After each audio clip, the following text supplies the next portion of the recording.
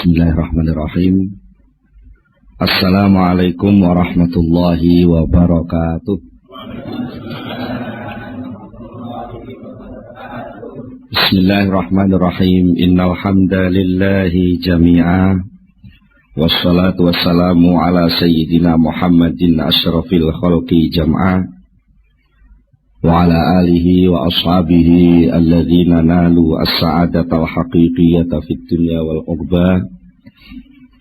Allahumma salli ala sayyidina Muhammad abdika wa nabiyyika wa rasulika nabiyil ummi wa ala alihi wa sahbihi wa sallim taslima biqadri azamati dhatika fi kulli waqtin wa hin, amma ba'du.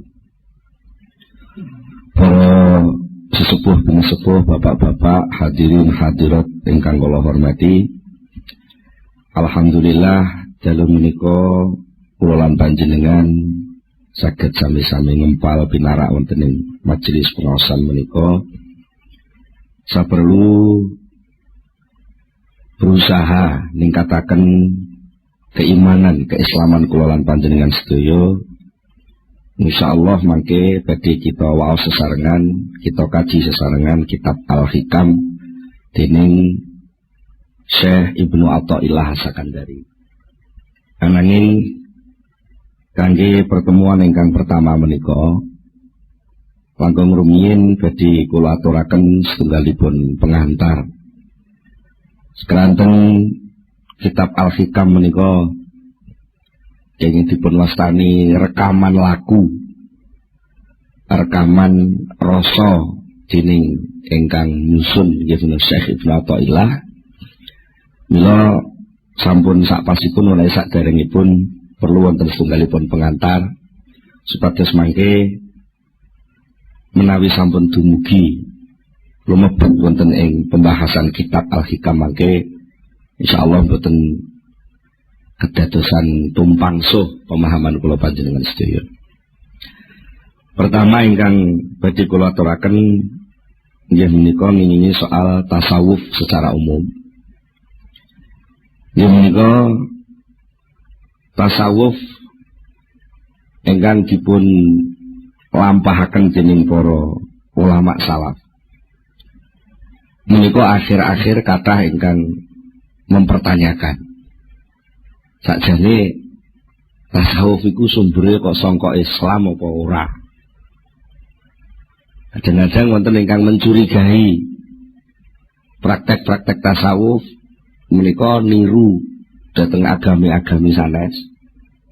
Wonten ingkang nuduh praktek tasawuf menika sampun melenceng saking ajaranipun Rasulullah sallallahu alaihi wasallam. Menika sedaya lumrah. Jalaran barang niku lek edi, barang niku lek apik, niku mesti akeh sing imitasi. Jadi dengan guru enten merek napa ngoten nggih. Sing terkenal ngoten gudang garam wae. Lha ngoten niku ditiru bungkuse mangke niru ben kaya gudang garam. Mungkin enten merek napa mesti enten sing niru lah. Ketika orang meneliti ketepaan sing diteliti niku sing pasing imitasi niku terus nyimpulke oh lek ngono tasawuf niku melenceng. Mergo ketepaan tasawuf sing imitasi. Niku kathah kasus ngoten niku. Mula saking menika perlu sepindah kula panjenengan mempelajari tasawuf niku ngangge napa? Napa ta mempelajari tasawuf niku ngangge kekuatan ilmu dalam arti pengetahuan. Itu ilmu pangrasa ya, pengetahuan sing niku biasane ngangge alat pengamatan, observasi, terus enten hipotesa macam-macam. Napa ta? Ngangge kekuatan batasan-batasan hukum akal. Sing akal niku selalu bertanya-tanya tentang sebab dan akibat. Sing akal niku selalu ingin meneliti dan lalu menyimpulkan. Menggunakan beberapa term bahasane wong sakniki. Napa enten ungkapan-ungkapan, kesimpulan-kesimpulan digabung kesimpulan-kesimpulan akhirnya digabung-gabung jadi kesimpulan akhir napa model ngoten. Contohnya upamane saben wong kuwi mangan. Saben wong niku mangan. Niku data awal. Data kedua, kewan-kewan liyane wong iku ya mangan. Terus disimpulno, lek ngono wong niku padha karo kewan lah. Kesimpulan wong padha karo kewan. Niki jenenge hasil analisa akal. Menawi bahan awalnya pun melenceng dan cara menyimpulkannya sudah salah, maka kesimpulannya pun terjadi kesimpulan yang salah. Napa tasawuf niku ajeng dibahas kangge cara niku. Enten maneh kekuatan ketiga sing mungkin serodok pas. Kekuatan yang menungso niku sak liyane ngerti, sak liyane nyimpul ning nganggo akal, menungso niku gadah sing jenenge roh. Roh niku nggih roh nggih. Napa nggih? Istilahnya lek umume nggih akune dewi-dewi. Iku lek diarani roh niku dimaknani nyawa. Niku isik diakoni nyawaku. Berarti dudu aku. Nggih. Roh niku nggih roh jati diri kemanusiaan. Sing niku seringkali pikantuk semacam pencerahan. Moro-moro rasane ngerti. Contone panjenengan lek diteliti pemane akal niku takok, mulai kapan sampean ngerti eneke aku nih sampean? Tapi jadi ngangen-ngangen. Mulai kapan sampean kok kenal sing jenenge aku? Niku mboten iso jawab krana niku isyraq, pencerahan. Akunya sendiri tahu tentang aku itu sendiri. Dan itu tidak pakai akal. Bergolek pakai akal mesti lewat penelitian. Golek penelitian ngoten lagi iso nemokne oh iki aku lho ngoten. Mane sok-sok pelawak niku sok banyol niku mergo melenceng saka umume wong mikir malah muni aku ndi aku ngono. Lho ning ndi kupingku lho tunggale ngoten niku. Niku krana niku sesuatu sing pun israt sing pun jelas ora usah digoleki wis enak. Aku niku lah. Niku sing nampa pengertian tentang onoe aku niku wau jenenge roh. Prosesnya pakai isyraq utawi ilham.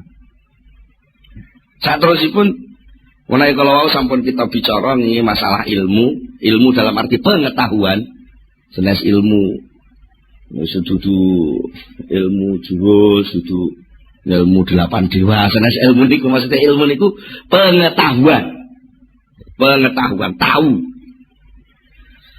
Menawi kula panjenengan sedaya pengen nglebeti ilmu tasawuf dalam arti tanda kutip alam tasawuf itu sendiri menggunakan ilmu atau menggunakan pengetahuan, maka yang namanya pengamatan tahu itu sendiri, tahu itu hanya bisa mengamati kulit dan penampilan bentuk saja.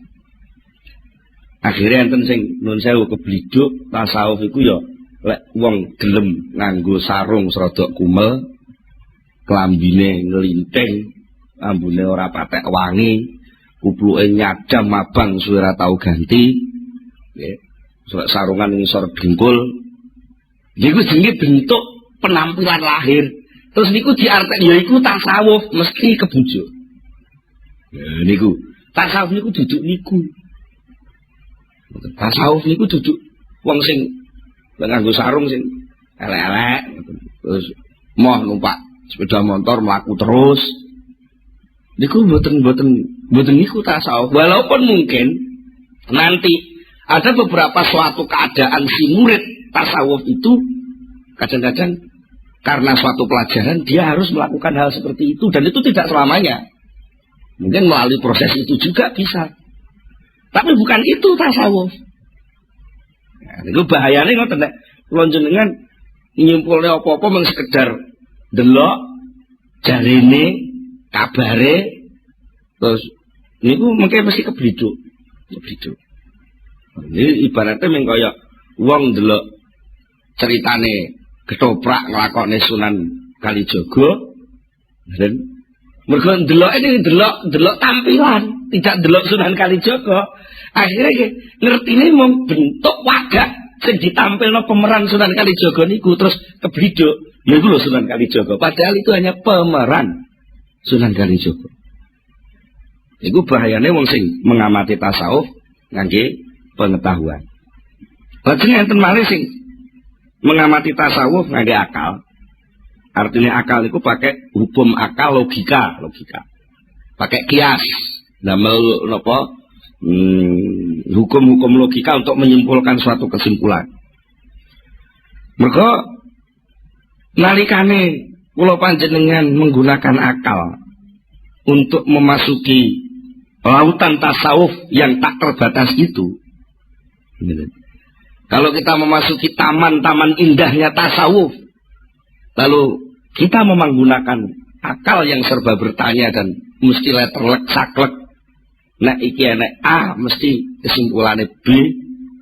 Nek A gandeng karo B arep muncul jenenge C dan begitu seterusnya. Niku pol-polane pol kemampuan akal itu hanya mengamati materi lahir.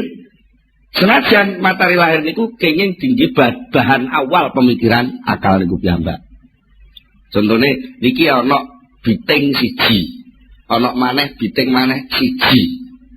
Terus sampean amati disimpulke biting siji dijejer karo biting siji kesimpulannya biting loro. Niku akhirnya terus dienggo pedoman senajan bitinge wis gak enek, akal pun mlaku dhewe. Siji ditambah siji mesti loro. Karena napa bahan awalnya kan materi. Lah mongko sing jeneng tasawuf itu bahan-bahan yang dipakai pemahamannya bukan material, tapi langsung niku sesuatu yang gaib, ya, sesuatu yang gaib, sesuatu sing begitu luas di alam awang-awang ibaratnya ngoten, sing tak terbatas. Niku lek ngangge akal, akhirnya mengke cara wong ngoten pengen mengarungi seluruh dirgantara, tapi piyambake namung ngiberno layangan ngoten tok. Napa nggih saged gayo? Mboten saged. Wong sing wis canggih ngangge napa kongkot mau iso rutuh nggih. Nggih nggih. Ngenane lah ngoten. Pesawat paling canggih kongkot iso kecelakaan. Napa malih niki soal alam di balik alam kemanusiaan itu sendiri yang itu terkait erat dengan nurun nubuwah, cahaya kenabian, alam wahyu, alam gaib, alam inti manusia yang itu sendiri, manusia itu sendiri adalah rahasia Allah Subhanahu wa taala. Nek niku ajeng dipahami nganggo akal, maka yang terjadi adalah penyempitan persoalan manusia itu sendiri. Dan mula saking menika kangge memudahkan dos pundi sipados kula sedaya panjenengan menika saged memahami tasawuf. Ya ampun nganggo alat sing remeh-remeh. Begitu luasnya tasawuf sing mampu saged ngrasakne tasawuf niku namung manahipun piyambak-piyambak. Mila mangke wonten ing kitab Al-Hikam. Insyaallah mangke badhe dipun paringi pinten-pinten penjelasan sing mungkin bertentangan kali kesimpulan akale wong umum. Kesimpulan akale wong umum sing salah niku dudu akale sakjane, tapi bahan sing dienggo nyimpulno niku lho kurang pas. Bahan sing dienggo nyimpulno niku kurang pas. Contoh niki contoh sing mbok menawi teng pengawasan sanes sering kula aturaken. Contone ngeten. Wong sing usahane sregep niku sing akeh sukses hasil dadi wong sugih. Anak wujudan jenenge usaha ikhtiar, ana akibat. Enek sebab jenenge usaha, ana akibat jenenge sugih. Karena bahan ini akal nampa, terus nyimpulno lek ngono muncule sugih kuwi sangka usaha. Karena akal niki namung ngerti niki. Akhirnya sampai teng budi niku akal niku terus berperan lan ngampanyekno suasana niki. Nek kowe gak gelem nyambut gawe gak iso sugih. Kangge ngono nggih. Sampai lan duwe anak melarat di sene lho kowe ora gelem nyambut gawe. Nah, niki pun mboten pas. Sing hubungane kali soal tasawuf. Napa? Soalnya tasawuf itu berawal saking pemahaman iman. Sementara iman jelas rukune wonten 6 termasuk sing terakhir niku wabil qadri khairihi wa syarrihi minallah. Ketentuan seluruh kehidupan ini ditentukan oleh Allah Subhanahu wa taala. Sementara pekerjaan, usaha, ikhtiar, ngamal, ibadah itu adalah perintah. Lah niki sing kadang-kadang krana awale pun mukadimah pun keliru. Antarane nyambut gawe karo sukses niku dianggap saling berakibat. Niki rancu tadi. Terus pundi? Akal iman mengatakan bahwa soal sukses tidak sukses, tekan rezeki niku pandum peparing saking Allah. Titik. Niki bahan awal. Bahan kedua, pekerjaan, amal, tumindak, ikhtiar, ibadah, tumindak ibadah niku perintah. Jadi munculnya benten-benten, munculnya pandum niku saking takdir, munculnya tumindak niku saking perintah. Niki dewe-dewe kabeh, lek niki disambung no konslet. Nanti kok konslet, orang akan melingkar-lingkar. Akibatnya nopo lek wong niku konslet dalam rancuan tatanan iman itu. Akhirnya hidupnya hanya melingkar-lingkar. Dari satu usaha ke usaha yang lain, dari satu usaha ke usaha yang lain, akhirnya pol-polane pol oleh-oleh mengamung dapat takdir sing diparingi Allah. Mula saking menika nek kula panjenengan nampi nikmat niku jane mboten krana saking usaha. Mboten saking usaha. Soalnya nek ndi usaha kok mesti hasil, niku lek ngono ora nek wong gagal. Ya. Secara kenyataan kan pun salah tadi itu. Tapi ternyata akal itu karena kebujuk dening nafsu sing ngoyo pengen ngerebut takdir niku wau. Kadang-kadang kebujuk niku wau melingkar-lingkar dari satu titik kerepotan ke kerepotan yang lain. Terus sementara dia nggak akan dapat rasa tentrem sedikit pun. Mergo napa? Pada hakikatnya nurani, rohani kemanusiaan itu adalah sesuatu yang luas tak terbatas. Sementara yang namanya akal itu punya rancangan yang sangat terbatas. Akibatnya malih nalika wong niku nuwun sewu kemlelet. Cara wong Blitar kemlelet, cara wong Jombang kemlecak. Kemlecak. Berusaha untuk membatasi, mengatur perilaku manusia dengan hasil akal. Maka yang terjadi adalah benturan-benturan sosial. Mergo wong niku enten malah unen-unen cara Blora Jawa Tengah siji silit siji anggit. Angger wong niku duwe pertimbangan sendiri-sendiri, perilaku orang itu ditentukan oleh kemauannya sendiri-sendiri. Nah, akal itu punya penemuan sendiri-sendiri. Lah kok ada penemuan akal seseorang ingin mengikat orang lain, pasti terjadi kegagalan. Contohnya komunisme gagal. Kapitalisme gagal. Dia nota menungso lho nggih. Lek tujuane kapitalisme sing ingin menguasai mungkin bisa, tapi lek ingin menentramkan kehidupan dengan model kapitalisme, sosialisme itu semua akan gagal. Mergo napa? Manusia itu rahasia Allah. Karena rahasia Allah hanya bisa diselesaikan oleh aturan-aturan Allah itu sendiri. Jadi akal menungso kok ingin berusaha untuk mengikat perilaku manusia niku jenenge akal sing terbatas ingin ngatur sesuatu yang tak terbatas. Tidak mungkin itu bisa selesai. Nah, terus apa hubungannya soal niki kali tasawuf? Pada dasarnya tasawuf niku adalah mengajak orang untuk tunduk, sujud, membersihkan keinginan-keinginan jegelek. Gitu, penak ngomong ngono. Kok jegelek ini? Bahasa Indonesia ini jegelek ini angel gitu. Jadi sujud ya sudah sujud.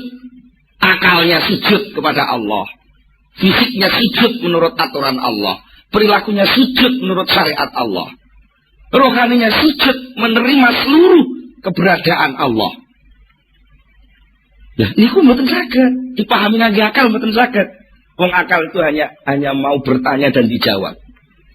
Akal itu hanya taunya sebab dan akibat. Sementara Allah itu bukan sebab dan Allah bukan akibat, tapi Allah itu pembuat sebab dan pembuat akibat. Lha napa nggih iso? Akal niku ngrasakno teori tasawuf. Ya. Kadang-kadang kok teori tasawuf. Akalnya kadang-kadang ngrasakno uripe dhewe bingung. Nuwun sewu, niki nuwun sewu. Jenengan kadang-kadang nggih tau ngalami susah ning ora sebabe. Ngene, sering lagi. Akal niku akal bertanya-tanya itu. Jane ngapa to aku kok susah iki ngapa? Duit wis nyekel, bojo nyanding. Bojo wis nyanding, duit wis nyekel, pangkat wis dhuwur. Tapi apa gak susah iki jane? Sing tak susah iki apa? Jadi agak bingung ya. Karena apa? Itu soal rohani, soal inti kemanusiaan. Mulai lajeng larinya kadang-kadang lari kepada materi lagi, sehingga terjadi penurunan derajat kemanusiaan. Contohnya nalika piyambake jibeg karo sebabe, mergo wis dadi wong sukses. Asale ndek omahe ning desa, terus dadi artis urip ning kota, sembarang kalir keturutan. Mergo honore lek dadi artis niku wis cukup sak cukup-cukupe. Tapi enggak ada yang kurang. Mergo napa? Ora sujud. Karena sujud itu pada akhirnya adalah watak dasar kemanusiaan itu sendiri. Ketika watak dasar itu enggak dilakukan, cara wadak ngoten keji. Ngertos keji nggih. Wong biasane obah-obah terus gak diubah niku keji. Nah, saat keji niku lho butuh pelampiasan. Nah, pelampiasan niku kadang-kadang enten sing salah terus. Bangsa narkoba, bangsa ekstasi, bangsa mendem lan sak terusé niku. Niku karena tuntut. Jadi aku bisane seneng lek bojoku mesem. Tapi kenyataan dalam rumah tangga dia mesemnya gak metu-metu. Akhirnya dia cari yang lain sing dudu bojo, sing iso mesem. Lah ternyata wis keturutan mergo duit akeh. Golek meseman sing model Cina, mesem India, mesem Londo, mesem Indonesia ngoten. Ternyata kagak gak pas ya mek ngono-ngono iku tok. Akhirnya dia mencari pelarian. Sing sakjane aktivitas narkoba, apa psikotropika dan macam-macam lah istilahnya. Niku sakjane wong golek pelarian ning salah dalan. Pengen ngilangi akal ning ora mundak dhuwur pangkate ning malah asor derajate. Mergo kembali ke materi. Lah nek ilang akal tapi naik ke wilayah yang lebih tinggi, lah itulah sebenarnya tasawuf. Dadi yo nek penake ngomong, napa ta tasawuf niku? Tasawuf belajar mendem. Tapi mendem Gusti Allah. Mulane sok-sok gerakane wong tasawuf, lek pas salat niku apa pun boten krungu apa-apa persis kaya wong mendem niku. Lha niku saestu. Kula niku gadah tangga asale tukang mendem. Kula apusi sekae. Sampeyan mendem niku ben bengi biayane pinten to, Mas? Ya kathah. Kadang-kadang le selangkung ewu mawon kirang. Sampeyan purun kula ajari mendem sing boten usah bondo. Lha pemben tenan pun nek sampean gak percaya urung-urung wis napa enten ya aku gak nguruki. Sing penting percaya kula dhisik. Ya ampun, tapi aja niat jajal lho. Aja niat jajal. Manut kula mawon.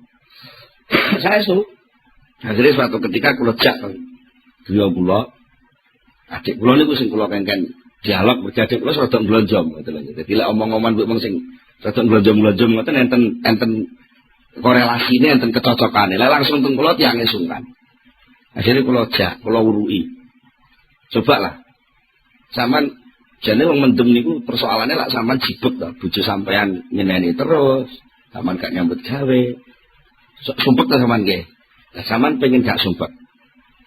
Ya mlayu aja ning donya. Lah sarane terus pundi? Ayo melu kula. Kula jak teng omah kula. Terus biasa tahlil-tahlil sing biasa dilakoni wong NU niku lho. Sing nggih ana niku mboten kula uruki kawitane ya mbak nggih tau teng pelanggar cilikane kok nggih. Tau teng langgar tesih fasih kula jajal niku maca Fatihah nggih sik fasih terus sik fasih kula inget terus soal unen-unen. Unen-unen niku sampean manut kula. Tapi soal jero sampean latihan muni Allah, Allah, Allah, Allah, Allah. Pun saestu kula gesne lah kula tahlilan mboten 500, mboten 200. Pokoke putaran tasbih niku entek kula baleni terus sampai kula dhewe gak ngitung. Jadi gua akhirnya piyambake jan gereng-gereng persis kaya mendem. Tapi wajahnya jelas. Wajahnya ada semacam pencerahan. Karena napa? Piyambake atine pun dijebol dening nur zikri.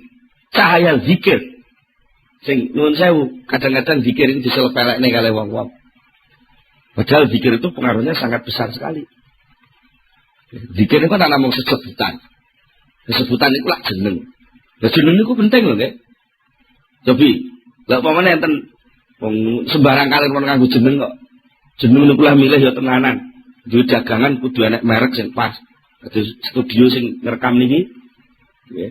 Niki lah golek jeneng ya wis diitung. Mboten sembarang ngawut ngoten kok. Pokoke radio jenenge dugel ngono ya ora pantes gitu. Lah itu sudah. Lah ate niki sesebutan. Sebutan unen-unen. Contohnya ya Pak Mis. Mboten ngandel. Podo-podo barang gak ngerti sampean dereng tahu bukti. Durung tahu roh buktine. Liwat teng pinggir desa ngisor barongan teng Sanding Bu. Bareng-bareng bocah akeh ngoten. Terus sing sitok iku nyebut, "Demek." Terus mung direaksi sing muncul. Keplayu padahal duwite gak enak. Nek namung sesebutan mon berpengaruh.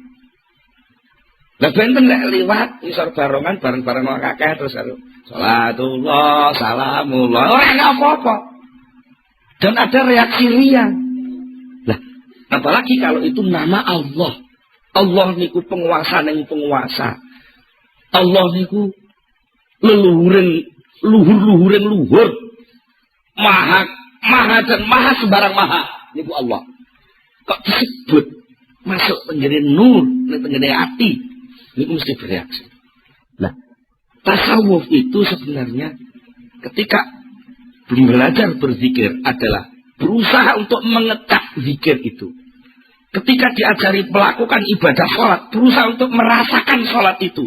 Sudah tidak berpikir lagi tentang salah, sah dan tidak sah. Mergo sah dan tidak sahnya harus dipelajari sak durunge. Sama napa tumo nenek wong Allahu Akbar terbuka takrib. Ini Allah Akbar ku sah ora kan mboten. Itu sudah ditinggalkan, bukan gak dinggo. Dinggo tapi wis gak jadi beban.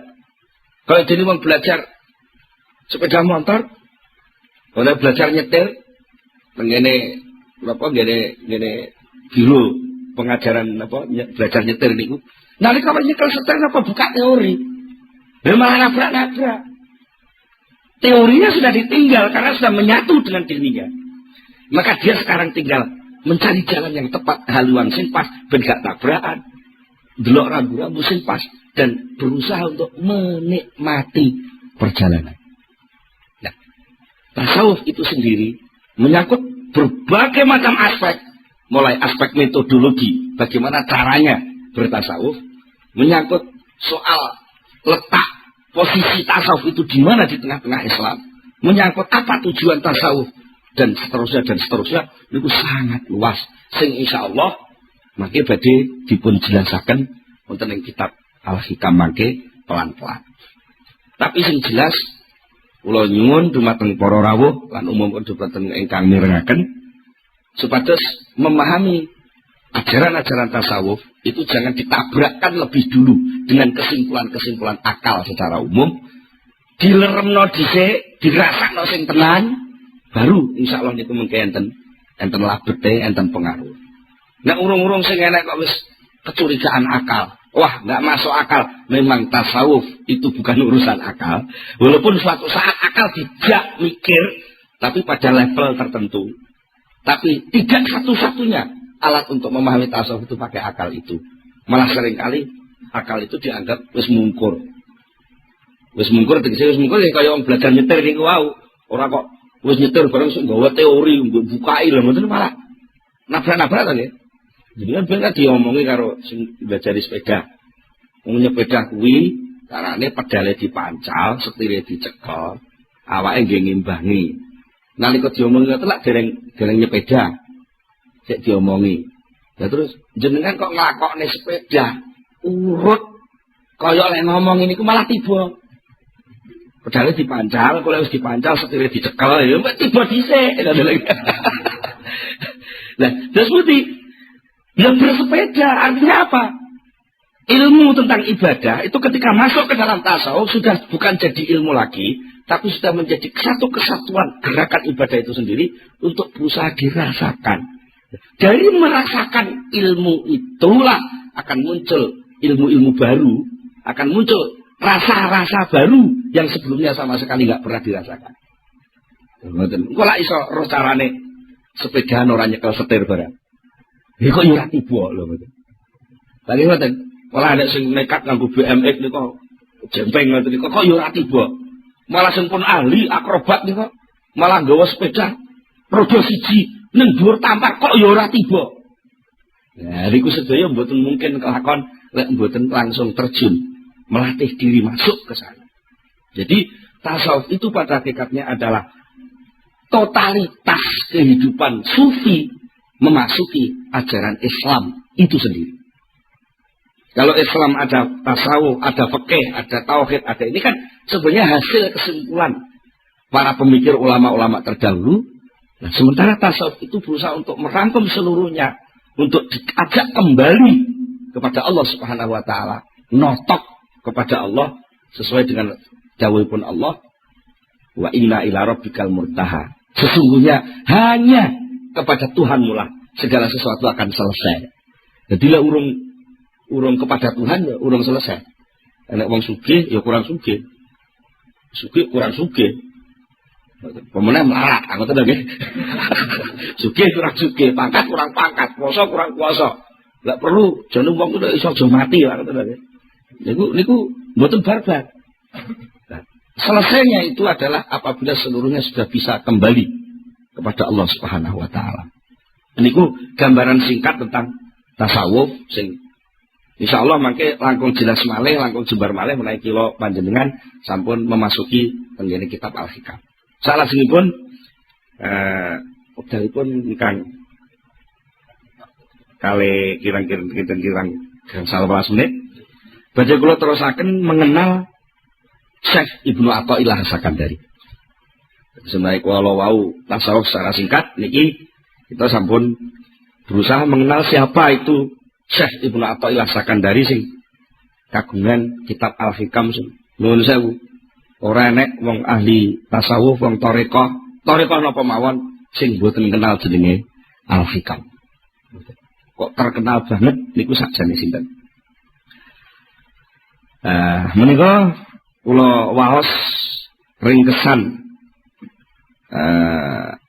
riwayat singkat saking Syekh Ibnu Athaillah As-Sakandari ingkang julukanipun Tajuddin kapetik saking kitab Tabaqatus Sadhiliyah. Al-Ustadz Al-Imam Qutbul Arifin Tarjumanul Wasilin Mursidus Salikin Mungkidul Halikin Mudhirus Sumusil Ma'arif wa Mubdi Asraril Lataif Al-Wasil ilallah wal muwassil ilaihi Tajuddin.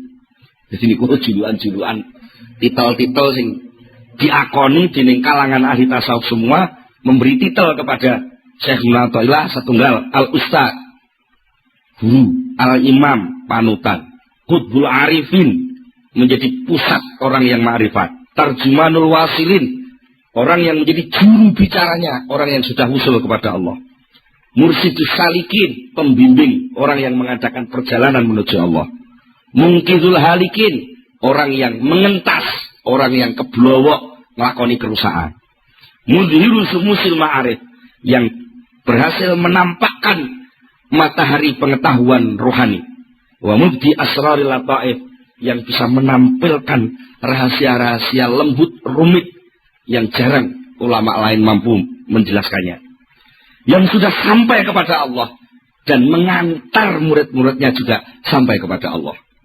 Siapa mereka? Dia Tajuddin. Tajuddin itu mahkota agama membawa asraril wasilin, sumber dari seluruh rahasia-rahasia orang yang sudah usul. Abul Fadl itu kunyah. Orang Arab itu kalau sudah terkenal biasanya ada abunya. Apa namanya, seperti kata Sayyidina Ali dipunjuluki kanjeng Nabi Abu Turab, Bapak Lebu. Abu Turab. Dan ini Abul Fadl Sayyidi Ahmad, asma aslinya Ahmad bin Muhammad bin Abdul Karim bin Abdurrahman bin Abdullah bin Ahmad bin Isa bin Al-Husain bin Athaillah Al-Juzami. Nasabipun ngantos dugi kabilah Juzam. Lajeng mazhabipun mazhab Maliki. Asakan dari menika nami tempat tinggalipun. Keranten panjenenganipun nalika sampun madhep dados kiai niku manggenipun wonten ing Iskandaria, Mesir. Ngoten. Sedane wonten dusun Qarafi. As-sufi hakikatan, yang baik secara hakiki menekuni kesufian. As-sadili tariqatan, tariqahipun tariqah sadiliyah. Ajubatu zamanihi. Ajubatu zamanihi itu cara gampangane jadi pengeram-eram nalika dik sijik sugenge. Wa nukhbatu asrihi wa awanihi al-jami' li anwa'il ulum, sing berhasil mengumpulkan, merangkum dari berbagai macam ilmu, mulai dari tafsir, hadis, fikih, tasawuf, usul fikih, nahwu, sharaf lan sak macam-macame sedaya dipun kuasai. Malah dening gurunipun dipun juluki mazhabu muftil madhabain. Syekh Ibnu Athaillah ini kalih gurune dipun juluki muridku sing iki dadi muftil madhabain. Wong sing iso ngekeki fatwa terhadap mazhab loro, niku mazhab syariat dan mazhab hakikat. Syekh Ibnu Athaillah sakandare menika selalu berbicara tentang teori-teori jalan-jalan yang dialami oleh ahli tasawuf. Syekh Ibnu Athaillah sakandare menika ahli ngaji, ahli mauidhah. Cara sakniki nggih kiai sing kathah sanget pengikutipun. Di samping menika panjenenganipun nggih mursyid thariqah Sadiliyah. Ngantos gurunipun Syekh Abil Abbas Al-Marsi. Syekh Abil Abbas Al-Marsi menika penggantosipun Syekh Abil Hasan As-Sadili. Dados Syekh Ibnu Athaillah sakandare menika putu murid saking Syekh Abil Hasan As-Sadili. Secara singkat bagi kula aturaken riwayatipun dos pundi seorang Syekh Ibnu Athaillah kok sampai punya wawasan terus tinggalan kitab sing pun berabad-abad. Ngantos sak menika tesih dikagumi tiyang kathah. Syekh Ibnu Athaillah ngriwayataken dhateng badanipun piyambak kanthi dawuh suatu ketika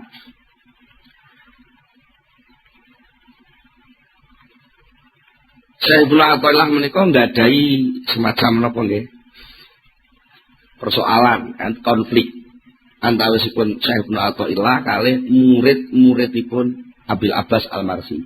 Dadi nalika semanten Syekh Ibnu Athaillah mun dadi kiai. Tapi dereng melok tarekah penak omong ngoten. Kiai syariat dereng melok tarekah. Lajeng suatu ketika piyambake niku semacam nggadah ingkar dhateng praktek-praktek tasawufipun Syekh Abil Abbas Al-Marsi sing dipraktekne murid-muridipun. Jarat mukhasamatun baini wa baina ahad di ashabi Sayyidi Abil Abbas Al-Marsi qabla suhbatilahu.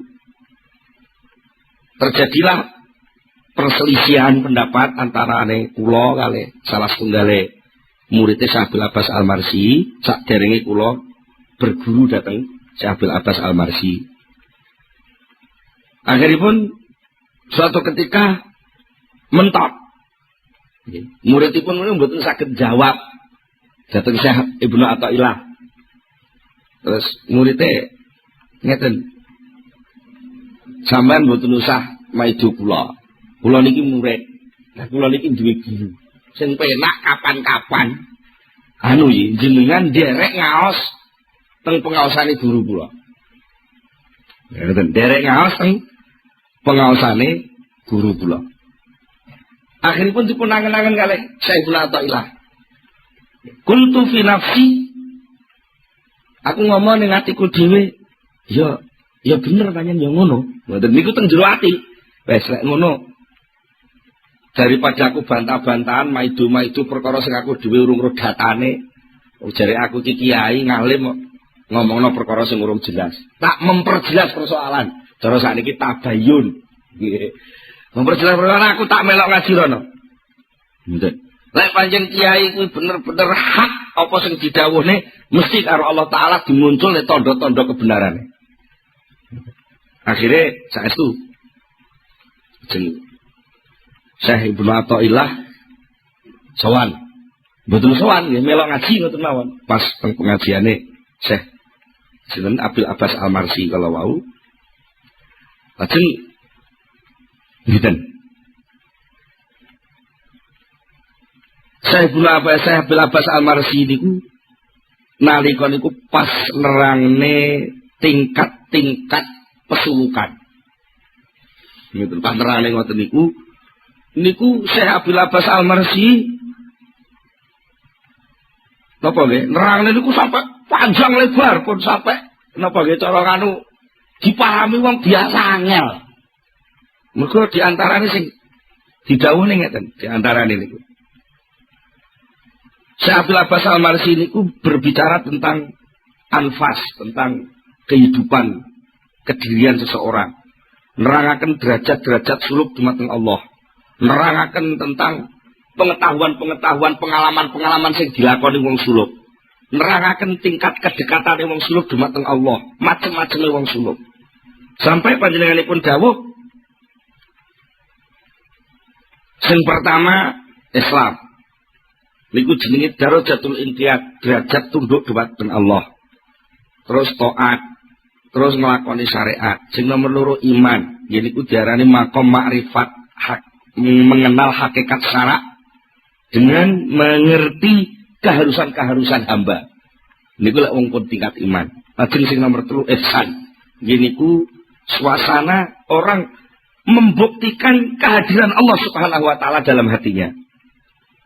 Dengan istilah lain, terus saya Abil Abbas, istilah lain kamu bisa berkata, yang pertama Islam itu namanya ibadah, yang kedua iman itu namanya ubudiyah, yang ketiga ihsan itu abudah.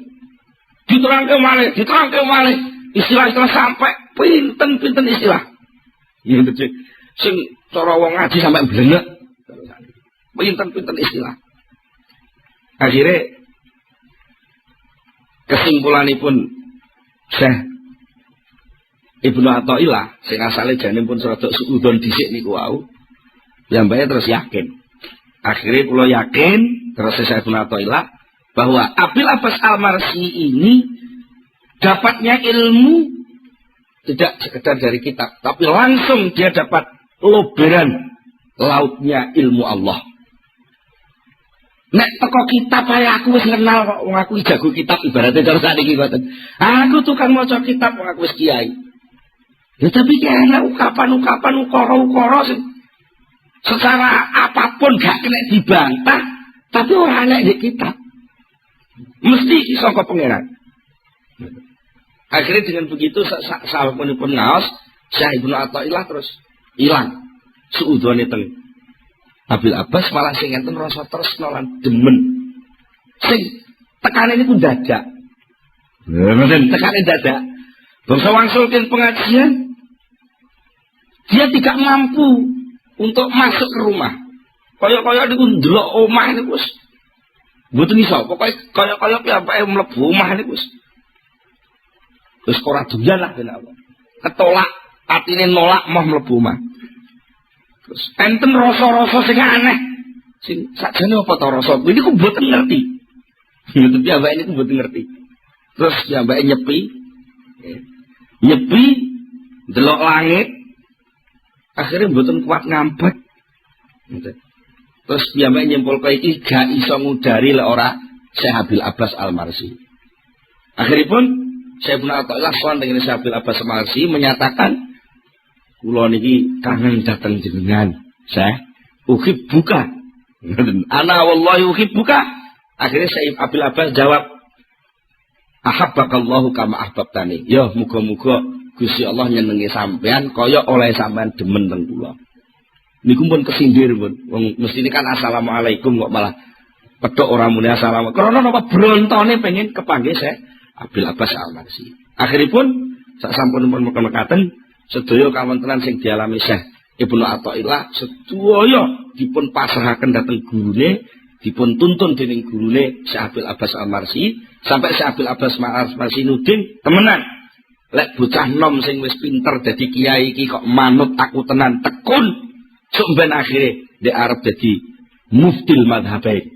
Dhek arep nguasani ilmu lahir lan ilmu batin. Nikulah Syekh Ibnu Athaillah sing insyaallah mangke kitabipun Al-Hikam badhe kita pelajari sesarengan wonten ing pertemuan-pertemuan ingkang badhe dateng. Kula dinten cekap semanten rumiyin, monggo kita tutup pengaosan menika kanthi sesarengan maos Al-Fatihah.